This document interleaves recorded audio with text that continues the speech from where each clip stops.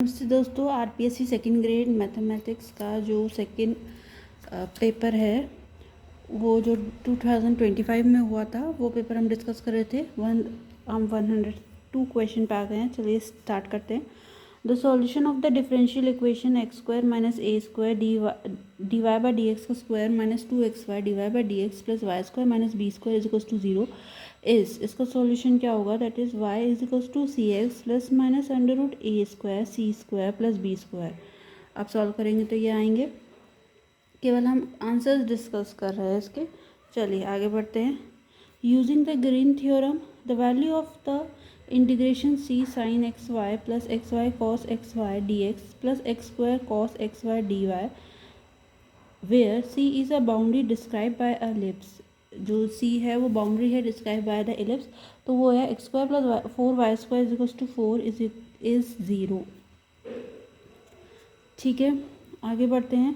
A bilinear transformation map the points z1 is equals to 0, z2 is equals to 1 plus iota, z3 is equals to 2 iota on to the points w1 is equals to iota, w2 is equals to 1 and w3 is equals to infinity respectively. The bilinear transformation is, तो bilinear transformation क्या हो जाएगा? w is equals to minus of z minus 2 upon z minus 2 iota. If the real part of an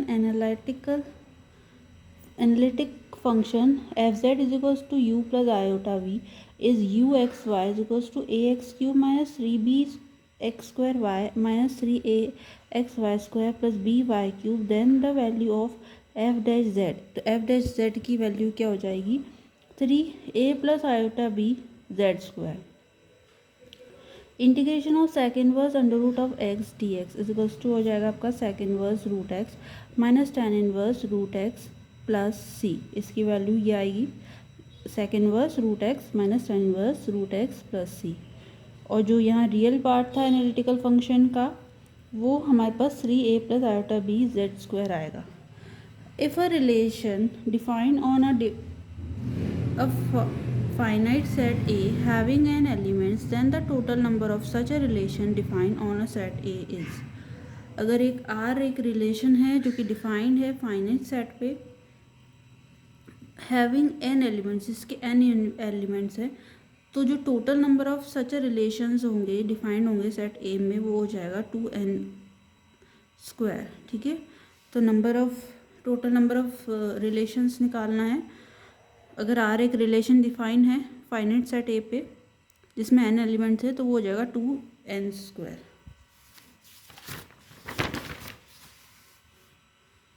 if e की power mx is a part of an complementary function of the linear differential equation d square y upon d x square plus p d y by d x plus q y is equals to r. अगर हम y is equals to e की power mx जो है एक part है इस complementary function का linear differential equation जो आप गिवन है, ठीक है, then which of the following is true, तो इनमें से कौन सा ट्रू होगा? तो m square plus m p plus q is equals to 0। The resulting of two like parallel forces p and q passes through a point O, the resultant still passes through O, then P and Q are increased by R and S respectively, as well as when P and Q are replaced by Q and R respectively, force S is equal to Q cube upon P square. The magnitude of resultant of two forces P and Q is P. जो magnitude होगा resultant in दो forces का P और Q का वो P है। If the magnitude of the force P is doubled and Q remains unaltered, then the new resultant is, तो new resultant क्या हो जाएगा? At a right angle to Q and its magnitude is under root of 4p square minus q square. In a parallelogram ABCD, अगर AL और CM जो हैं वो perpendicular हैं to the side CD and AD। एक parallelogram ले रहे हैं हम ABCD, उसमें AL और CM जो है वो परपेंडिकुलर हैं साइड CD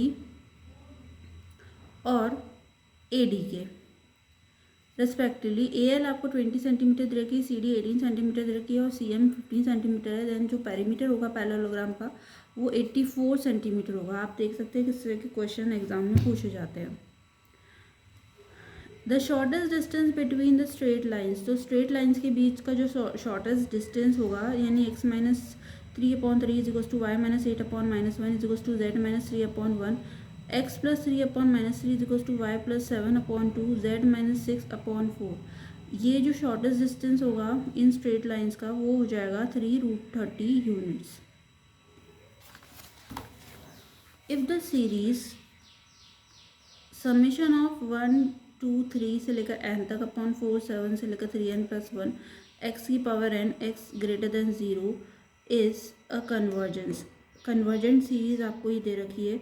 तो इनमें से कौन सा ट्रू है, तो x जो है वो 0 और 3 के बीच में होगा। If s denotes the surface of the cube, अगर s आपको डिनोट करता है एक क्यूब का surface bounded by the planes x equals to 0, x equals to a, y equals to 0, y equals to a, z equals to 0, z equals to a। अगर s denote कर रहा है एक क्यूब के सरफेस को जो कि बाउंडेड है इन प्लेन से, then the value of integral x³ minus y z iota minus 2x² y j cap plus 2k cap dot n cap ds is using a Gauss theorem, वो हो जाएगा 1/3 a की power 5।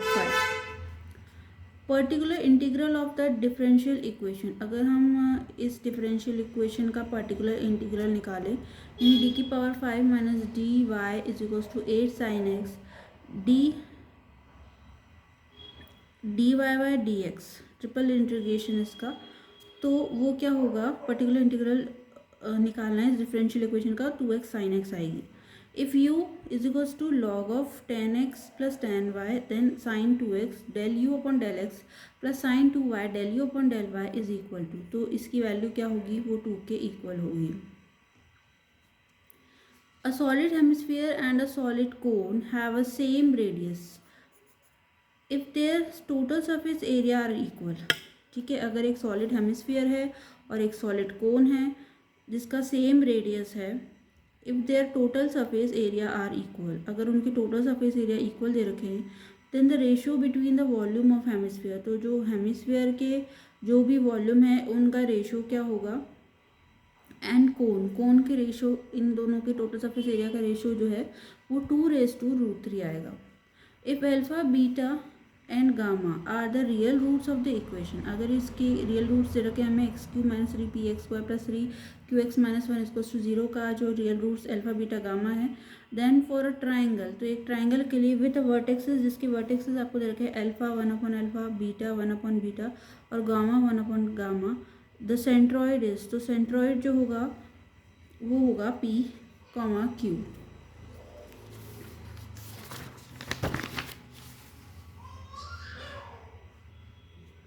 A cone ax square plus by square plus cz square plus 2fyz plus 2gzx plus 2hxy is equals to 0 has 3 mutually perpendicular tangents planes। अगर इनकी 3 mutually perpendicular tangent planes है, then which of the following is correct, तो इनमें से कौन सा correct होगा, तो a b plus b c plus c a minus f² minus g² minus h² is equals to 0, ये इसका आंसर हो जाएगा। For a non degenerate basic feasible solution in a transportation problem with 4 rows and 5 columns the total empty cells should be, तो total empty cells जो होंगे वो 12 हो जाएंगे। ठीक है, the angle of elevation of the top of the 2 towers as seen from the middle point of the line joining the foot of the towers are 60 degree and 30 degree respectively, then the ratio of the height of the towers, तो जो height of the towers का जो ratio होगा वो 3:1 आएगा इसके अंदर। the general solution of trigonometric equation sec theta minus 1 is equals to √2 minus 1 tan theta where n belongs to natural number is, तो वो हो जाएगा theta is equals to 2n pi plus minus pi/4। The general solution of differential equation y cos x plus 1 dx plus sin x dy is equals to 0, तो इसका general solution जो है आएगा वो x plus y sine x is equals to c आएगा। If a plus b minus x is equals to f x, then जो integration होगा a से b x f x d x is equals to, वो equal होगा, वो किसके equal होगा, a plus b upon 2 integration of a से b f x d x. अगर f a plus b minus x is equal to f x है और integration जो है ए से b x f x d x equal होगा, वो हो जाएगा a plus b upon two integration of a से b f x d x. ये इसका आंसर हो जाएगा। Next question, angle between the radius vector and the tangent. जो एंगल होगा between the radius vector and the tangent at any point of the curve r is equal to A 1 minus cos theta. तो इनके बीच का जो angle होगा radius vector और tangent के बीच में वो थीटा बाय 2 आएगा। Let m and n be the 2 positive integers. अगर एम और एन कोई भी 2 पॉजिटिव इंटीजर्स हैं सच दैट जो एम है is greater than equals to n, then the number of ways of arranging n distinct book. तो n distinct book को arrange करने के जो नंबर ऑफ वेज हैं एट एम प्लेसेस इज, वो हो जाएगा m c n factorial.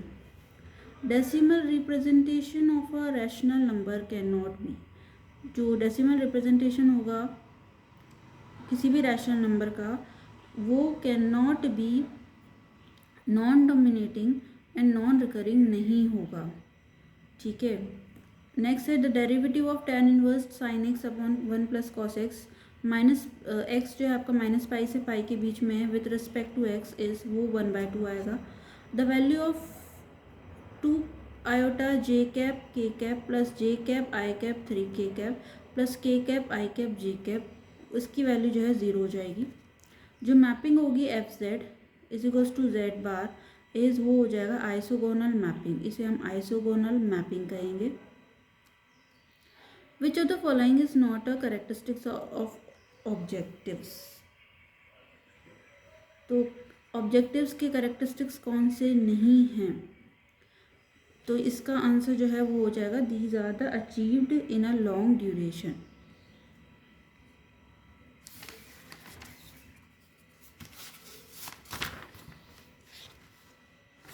Next question पे हम बढ़ते हैं।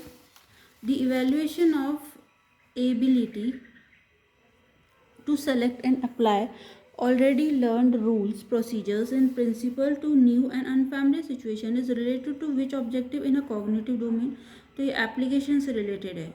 किसका? evaluation of ability to select and apply already learned rules when a learner finds difficulty to solve a mathematical problem, okay, within the zone a constructive teachers create opportunities to support him her in order to stimulate knowledge construction। अगर एक learner है जो find कर रही है difficulty solve करने में mathematical problem को विद इन द जोन के अंदर, तो एक कंस्ट्रक्टिव टीचर क्रिएट कर रहा है एक अपॉर्चुनिटीज़ को टू सपोर्ट हिम और her in order to stimulate knowledge construction. This process of assisting is a technically known as scaffolding. इसका हम स्कैफोल्डिंग का नाम देंगे। When a mathematics teacher wants to represent the whole amount provided in a given numerical data into a parts which signifies the percentage of the whole, then which type of graph should he or she use? तो पाई का use करेगी। The most modern and latest development in a mathematical ideas should be included in a curriculum is dynamic। जो most modern और latest development mathematical ideas हैं that should be included in the curriculum is dynamic। Next है what kind of classification environment help the gifted learners thrive. तो flexible, exploratory and creative जो है वो help करते हैं gifted learner को। The first Indian mathematician who recorded the use of negative numbers and clearly started the rules for applying the operation on them was Brahmagupta. Match the list, आपको match करना है। ये फंक्शन जो है, function की अगर हम बात करें what is a person can B, तो ये एक अचीवमेंट टेस्ट होगा। What a person can B, तो ये अचीवमेंट टेस्ट में आएगा। What a person can not do, तो पर्सन क्या नहीं करेगा, तो ये डायग्नोस्टिक टेस्ट में आएगा। What a person will do, person क्या करेगा, तो ये एक मेजरमेंट में आएगा। And assigning a numerals two objects, तो ये एक एप्टीट्यूड टेस्ट में आएगा। आप एप्टीट्यूड कर रहे हैं, किसी को असाइन कर रहे हैं तो एप्टीट्यूड का टेस्ट कर रहे हैं उसका। और जब भी what a person will do, तो ये आप उसका मेजरमेंट कर रहे हैं। What a person can not do, ये आपका एक डायग्नोस्टिक टेस्ट है। What a person can be, ये एक अचीवमेंट टेस्ट है.